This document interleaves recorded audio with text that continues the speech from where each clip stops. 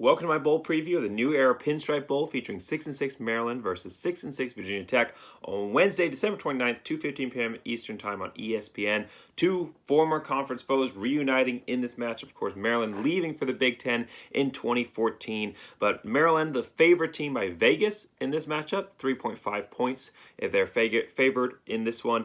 And Virginia Tech, the team that is favored by ESPN, given a 63.1% chance of winning. Now, the reason that there's a mismatch there is because ESPN has not, in their FPI rankings, has not caught up to the fact that Virginia Tech is going to be out of a lot of their top players. Their top passer, their top rusher, and their top receiver all out in this matchup, have moved on, have decided not to play. So that's going to be their quarterback, Burmeister, 1,960 yards passing. Next closest guy, 151 yards passing. Blackshear, 714 yards rushing. Next closest guy, 433 yards rushing. And then top wide receiver, Turner, 675 yards receiving. The next closest guy, 559. They're also without their head coach, who has been fired. New head coach already hired here for Virginia Tech. So Virginia Tech reeling as they come into this one to see if they can right that ship, set a course for 2022, use this as a springboard. Maryland, they're a team that also didn't look like they were going to get bowl eligible versus how they started last season and the season before that, has gone to bowl eligibility. Could this be a turning point for Maryland? Some big headlines for these two teams in this matchup. So looking at the team's overall series history, they have played each other before, like I said, conference rivals. 16-15 overall is the record. Overall record between the two programs, Maryland owning a one-game advantage. 1919, first matchup in the series, Virginia Tech won that one, 0-6. Maryland won the next one in 1920, 7-0 win. Then they went on a little bit of a streak, winning 5 games in the series before 1993. And then in 2013, Maryland won the last game of the series, 27-24 victory for Maryland prior to leaving for the Big Ten. Record reviews for these programs coming into this game. I was predicting a 4-8 record here for Maryland. Like I said, 2-3 last season, 3-9 the year before that. Didn't think they get to bowl eligibility, but they have. They've turned that corner. I'm excited to see this team, what they can do here. Leaning off of that transfer quarterback for them, that's been a big factor. But it's never down to one guy necessarily. The team overall has earned this bowl spot, and you can see if Maryland can start to make that next step forward to kind of moving out of the basement of the Big Ten, maybe moving into the middle of the pack. 6-6 is what Athlon Sports projecting. Of course, they nailed that one.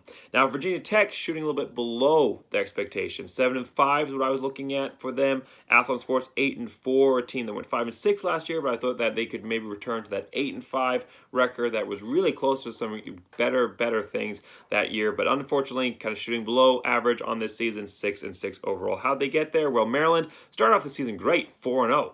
Win there against West Virginia, a decent team, I'm actually watching right now on my other screen.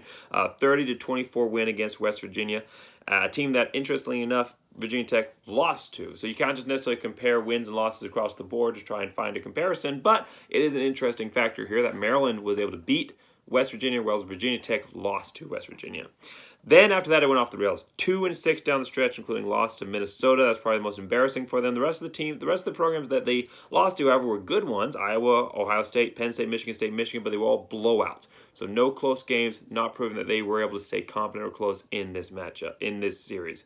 Down the stretch, 2-6. For Virginia Tech, upset win to start season, number 10. 17-10 win against North Carolina. That was big for them to be able to take down North Carolina, like I said, the number 10 team at the time. Of course, North Carolina not finishing out the season as they started, or as were projected to start, 6-6 overall to end the season. But that was a big win at the time for Virginia Tech to get their season off to the right start. Then, a couple of weeks later, lose to West Virginia, 27-21. They also lost to Syracuse and Boston College. Really didn't beat anybody other than that win against North Carolina. Ended the season on a win against their rival, UVA, 29-24 win there to get to bowl eligibility. So that's big, but no real wins besides that they could hang their hat on and look back and say, this is a great team that we beat. So both these programs, obviously a little bit hard to evaluate and see what they're going to be able to do in this game. Virginia Tech, really hard to evaluate with the fact that they're missing so many top players. You really just don't know what product they're going to put on the field. And the Maryland, a team that lost a bunch of games on the stretch, but they were good programs, but they weren't close in any of them. So you kind of have to weigh all of those things together and say, how good is this Maryland team? Really, looking at the 6-6 record, they won those 6-6 teams. That's better than that 6-6 record. You know, maybe they were worthy of a 7-5 or 8-4 if they played a little bit of an easier schedule, or would that easier schedule even have mattered? Are they one of those 6-6 teams that's lucky to even be sitting here at 6-6? And it's hard to say with this program.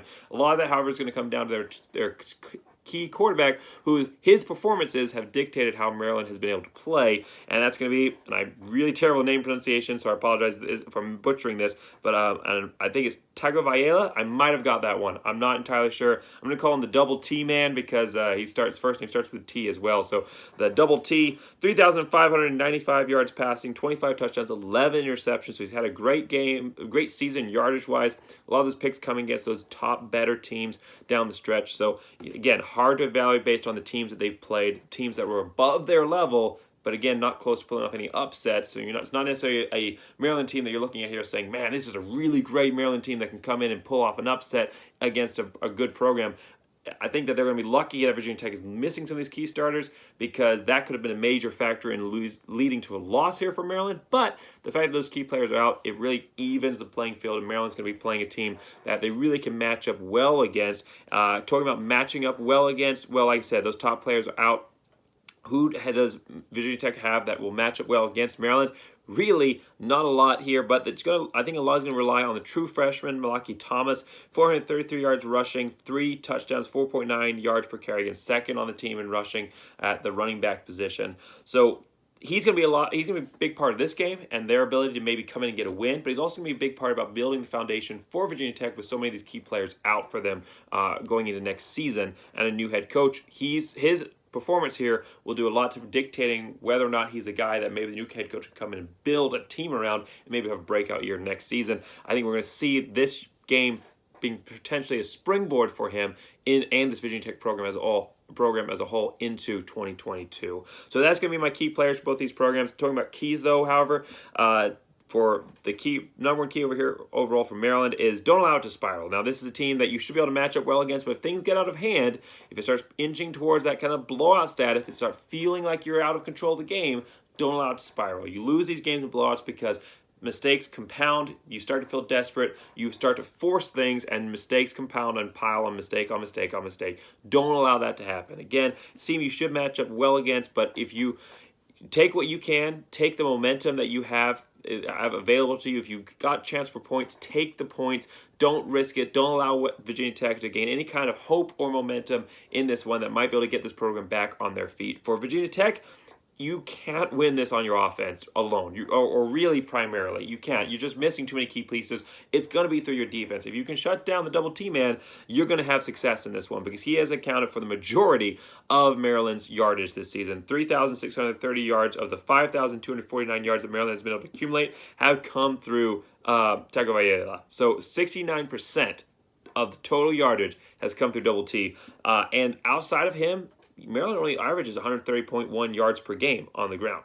So there really isn't an offense outside of the passing game. If you can shut that down, you might be able to give some of these new players here a chance to wet their feet, get used to the game, and pull out a win in this one for Virginia Tech. My prediction, however, is I don't think that's going to happen. I think that Maryland is going to deal a death blow to a staggering Virginia Tech program that's going to make it a very difficult rebuild year next season. And Maryland, a chance to get to 7 wins, which is huge for this program, and maybe push them into starting off next year with some higher hopes and expectations that might be able to power them with some momentum into and even maybe getting that 7 wins in the regular season next year. I haven't looked at their schedule.